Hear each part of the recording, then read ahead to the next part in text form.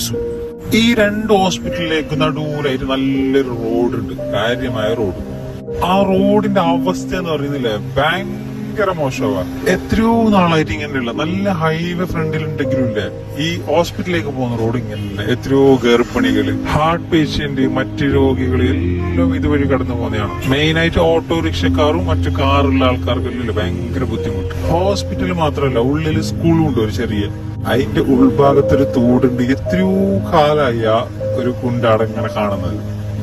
അധികൃതർ കാണാത്ത പോലെ നടിക്കുന്നതല്ല, ഇതിലേക്ക് ഇങ്ങനത്തെ ഫണ്ടില്ല, എന്ത് കഥയെന്നൊന്നും അറിയില്ല. എന്നിട്ട് മനസ്സിലാവാത്തത് രണ്ട് ഹോസ്പിറ്റലും സ്കൂളും അതിന്റെ ഉൾഭാഗത്ത് കുറെ ആൾക്കാർ താമസിക്കുന്നത് എല്ലാം കൊണ്ട് എന്തുകൊണ്ട് ഇത്രയും വൈകിപ്പിക്കുന്നു എന്നത് അറിയുന്നില്ല. എന്തെല്ലാം ഒരു ടൗൺ ഭാഗമല്ല, എത്രയോ ആൾക്കാർ വരുന്നതും പോകുന്നതും കാണുന്നതായ സ്ഥലമല്ല, പെട്ടെന്ന് ശരിയാക്കേണ്ടതല്ലേ. ഉത്തരവാദിത്തപ്പെട്ടവരുടെ കണ്ണിലേക്ക് എത്തുന്നതുവരെ ഇത് ഷെയർ ചെയ്യുക.